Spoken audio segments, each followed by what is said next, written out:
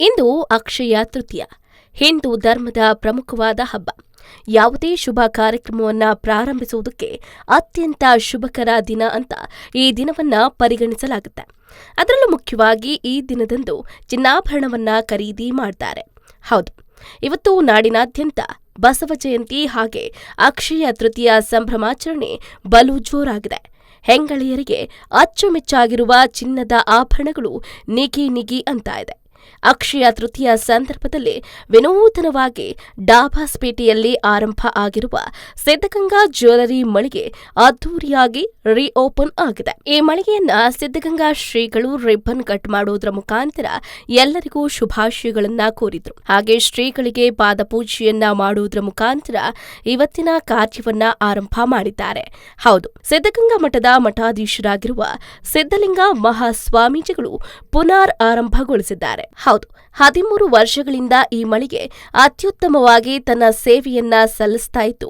ಇಂದು ಬಸವ ಜಯಂತಿ ಹಾಗೆ ಅಕ್ಷಯ ತೃತೀಯ ಸಂದರ್ಭದಲ್ಲಿ ಮತ್ತೊಮ್ಮೆ ಜನರ ಮನಗಳಲ್ಲಿ ಮಾರ್ಧನಿಸುವುದಕ್ಕೆ ಅದ್ಧೂರಿಯಾಗಿ ಆರಂಭ ಆಗಿದೆ. ಅಷ್ಟೇ ಅಲ್ಲದೆ ಇಲ್ಲಿ ಸಾರ್ವಜನಿಕರಿಗೆ 10% ಡಿಸ್ಕೌಂಟ್ ಸಹ ಇದ್ದು, ಸಿಲ್ವರ್ ಜ್ಯುವೆಲರಿ ಮೇಲೆ ರಿಯಾಯಿತಿ ಕೂಡ ಇದೆ. ಹಾಗೆ ಬಂಗಾರದ ಮೇಲೆ ನೋ ಮೇಕಿಂಗ್ ಚಾರ್ಜಸ್ ಕೂಡ ಇದೆಯಂತೆ. ಇನ್ಯಾಕೆ ತಡ, ಈಗಲೇ ವಿಸಿಟ್ ಮಾಡಿ ಡಾಬಾಸ್ಪೇಟೆಯಲ್ಲಿರುವ ಸಿದ್ಧಗಂಗಾ ಜ್ಯುವೆಲರ್ಸ್ ಮಳಿಗೆಗೆ. ಏನು, ಸಿದ್ಧಗಂಗಾ ಜ್ಯುವೆಲರ್ಸ್ ಮಳಿಗೆಯ ಮಾಲೀಕರು ಇದರ ಬಗ್ಗೆ ಸಂತಸವನ್ನ ವ್ಯಕ್ತಪಡಿಸಿದ್ದು ಹೀಗೆ. ನಮಸ್ಕಾರ ಎಲ್ರಿಗೂ. ನಾಡಿನ ಸಮಸ್ತ ಜನತೆಗೆ ಬಸವ ಜಯಂತಿ ಹಾಗೂ ಅಕ್ಷಯ ತೃತೀಯ ಹಬ್ಬದ ಆರ್ಥಿಕ ಶುಭಾಶಯಗಳು. ಇವತ್ತು ನಮ್ಮ ಸಿದ್ಧಗಂಗಾ ಜ್ಯುವೆಲರ್ಸು ಹೊಸದಾಗಿ ವಿನೂತನವಾಗಿ ದೊಡ್ಡ ಶೋರೂಮ್ ಆಗಿ ಓಪನ್ ಆಗಿದೆ. ಅಕ್ಷಯ ತೃತೀಯದ ಪ್ರಯುಕ್ತ ಸಿದ್ಧಗಂಗಾ ಮಠಾಧ್ಯಕ್ಷರಾದ ಸಿದ್ಧಲಿಂಗ ಮಹಾಸ್ವಾಮಿಗಳು ರಿಓಪನ್ ಮಾಡಿದ್ದಾರೆ. ಫಸ್ಟು 13 ವರ್ಷದಿಂದ ಇತ್ತು, ಚಿಕ್ಕದಾಗಿತ್ತು ಶೋರೂಮು, ಅದನ್ನು ಕೂಡ ಅವರೇ ಓಪನ್ ಮಾಡಿದರು. ಈಗ ದೊಡ್ಡ ಮಳಿಗೆ ಆಗಿದೆ, ಅದನ್ನು ಅವರೇ ಓಪನ್ ಮಾಡಿದ್ದಾರೆ. ತುಂಬ ಖುಷಿ ಆಗ್ತಾ ಇದೆ. ಸಾರ್ವಜನಿಕರಿಗೆ 10% ಡಿಸ್ಕೌಂಟ್ ಕೊಡ್ತಾ ಇದ್ದೀವಿ ಸಿಲ್ವರ್ ಜ್ಯುವೆಲ್ರಿ ಟೋಟಲ್ ರೇಟ್ ಮೇಲೆ. ಎಲ್ಲರಿಗೂ ಜಗಜ್ಯೋತಿ ವಿಶ್ವಗುರು ಬಸವಣ್ಣನವರ ಜಯಂತಿಯ ಸಂದರ್ಭದಲ್ಲಿ ಎಲ್ಲರಿಗೂ ಕೂಡ ಬಸವ ಜಯಂತಿಯ ಶುಭಾಶಯಗಳು. ನಮ್ಮ ಕರ್ನಾಟಕದ ಇತಿಹಾಸದಲ್ಲಿ ಅಥವಾ ಭಾರತದ ಇತಿಹಾಸದಲ್ಲಿ ಅತ್ಯಂತ ಸ್ಮರಣೀಯರಾಗಿರುವಂತಹ ಮಹೋನ್ನತ ವ್ಯಕ್ತಿತ್ವವುಳ್ಳಂತಹವರು ಜಗಜ್ಯೋತಿ ಬಸವೇಶ್ವರರು. ಅವರು ಕೊಟ್ಟಿರುವಂತಹ ವಿಚಾರಗಳು, ಚಿಂತನೆಗಳು ಪ್ರತಿಯೊಬ್ಬ ವ್ಯಕ್ತಿಗೂ ಬೇಕಾಗಿರುವಂತಹದ್ದು. ಜಾತಿ, ಮತ, ಪಂಥ, ಪ್ರದೇಶ, ಭಾಷೆ ಮೀರಿ ಪ್ರತಿಯೊಬ್ಬ ವ್ಯಕ್ತಿಯು ಕೂಡ ಜೀವನದಲ್ಲಿ ಅಳವಡಿಸಿಕೊಂಡು ಉತ್ತಮ ಮನುಷ್ಯನಾಗಿ ಬದುಕಲಿಕ್ಕೆ ಬೇಕಾಗಿರುವಂಥ ಎಲ್ಲ ವಿಚಾರಗಳನ್ನು ಕೊಟ್ಟಿರುವಂತಹ ಅವರು ಬಸವಣ್ಣನವರು. ಇವತ್ತೇನು ಸಂವಿಧಾನ ಇದೆ, ಆ ಸಂವಿಧಾನದ ಆಶಯಗಳನ್ನು 12ನೇ ಶತಮಾನದಲ್ಲೇ ಬಸವಣ್ಣನವರು ತಮ್ಮ ವಚನಗಳ ಮುಖಾಂತರವಾಗಿ, ಅನುಭವ ಮಂಟಪದ ಮುಖಾಂತರವಾಗಿ ಕೊಟ್ಟು ಇವತ್ತಿಗೂ ಕೂಡ ಅದು ಎಲ್ಲ ಸಂವಿಧಾನಗಳಿಗೂ ಆದರ್ಶ ಆಗಿರುವಂಥದ್ದು. ಅದರ ಜೊತೆಗೆ ಸಾಮಾಜಿಕ ಅನಿಷ್ಟಗಳನ್ನು ಹೋಗಲಾಡಿಸೋದಾಗ್ಬೋದು, ಮೇಲು ಕೀಳು ಭಾವನೆಗಳನ್ನು, ಜಾತಿಯ ಭಾವನೆಗಳನ್ನು, ಇವೆಲ್ಲವನ್ನು ಕಿತ್ತೊಗೆಯೋದಕ್ಕೆ, ಒಂದು ಆರೋಗ್ಯಪೂರ್ಣವಾದಂತಹ ಸಮಾಜ ನಿರ್ಮಾಣ ಮಾಡೋದಕ್ಕೆ ಬೇಕಾಗುವಂತಹ ಎಲ್ಲ ವಿಚಾರಗಳನ್ನು 12ನೇ ಶತಮಾನದ ಕೊಟ್ಟು ಅನ್ನೋದಕ್ಕಿಂತಲೂ ಅದನ್ನು ಆಚರಣೆಯಲ್ಲಿ ತಂದರು ಅಂತ ಹೇಳಬೇಕಾಗಿರುವಂಥದ್ದು. ಅದನ್ನು ಆಚರಣೆಯಲ್ಲಿ ತರುವುದರ ಮುಖಾಂತರವಾಗಿ ಆ ಆದರ್ಶಗಳನ್ನು ಎಲ್ಲರಲ್ಲೂ ಕೂಡ ಬಿತ್ತಿರುವಂತಹವರು. ಇವತ್ತಿಗೂ ಕೂಡ ಈ ಆಧುನಿಕ ಬದುಕಿನೊಳಗೆ ನಾವು ಬಸವಣ್ಣನ ತತ್ವಗಳು ಅಂದಿಗಿಂತಲೂ ಕೂಡ ಇಂದು ಹೆಚ್ಚು ಅವಶ್ಯವಾಗಿ ಮನುಷ್ಯನಿಗೆ ಬೇಕಾಗಿರುವಂಥದ್ದು.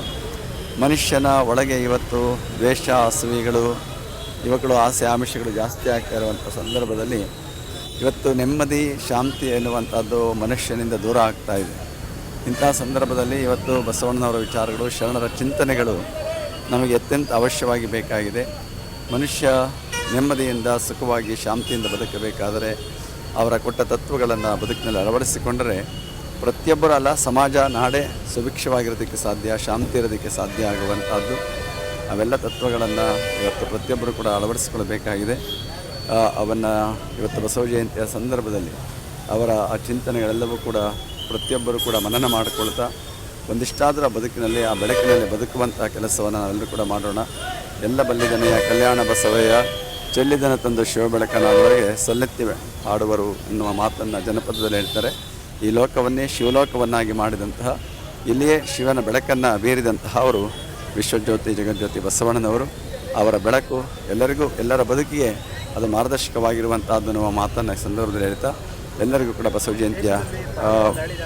ಜಯಂತಿಯ ಶುಭಾಶಯನ ಕೊಡ್ತಾ ಇದ್ದೀನಿ ಅಂತ. ಅತ್ಯಂತ ದುಃಖಕರವಾಗಿರುವಂಥದ್ದು ನೋವಿನ ಸಂಗತಿ.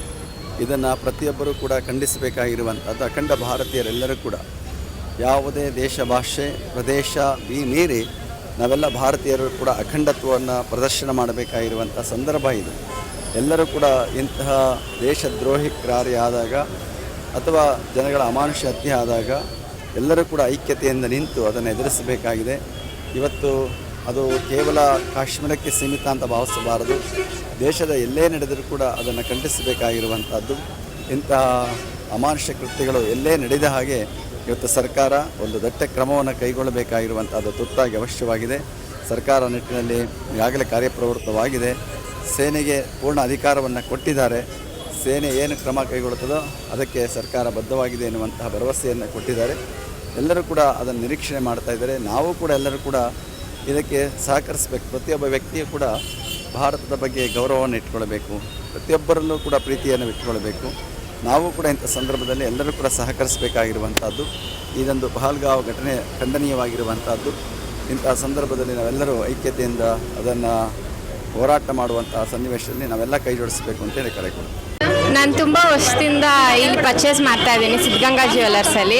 ಇವಾಗ ಹೊಸ ಶೋರೂಮ್ ಆಗಿರೋದು ತುಂಬ ಖುಷಿ ಇದೆ. ಬೆಂಗಳೂರು, ತುಮಕೂರು ಅಲ್ಲೆಲ್ಲ ಹೋಗೋದು ಬದಲು ಈಗ ಹಾಸ್ಪಿಟಲ್ ಆಗಿರೋದ್ರಿಂದ ತುಂಬ ಖುಷಿ ಆಗ್ತಿದೆ. ನಾವು ಕೂಡ ಅಕ್ಷಯ ತೃತೀಯ ಇರೋದ್ರಿಂದ ಪರ್ಚೇಸ್ ಮಾಡೋಕ್ಕೆ ಬಂದಿದ್ದೀವಿ. ತುಂಬ ಚೆನ್ನಾಗಿದೆ. ಪರ್ಚೇಸ್ ಮಾಡಿ ನಮ್ಮ ಸಿದ್ಧಗಂಗಾ ಜ್ಯುವೆಲರ್ಸ್ಗೆ ಚಿಕ್ಕದಾಗಿತ್ತು, ಈಗ ದೊಡ್ಡದಾಗಿ ಶೋರೂಮ್ ಮಾಡಿದ್ದೀವಿ.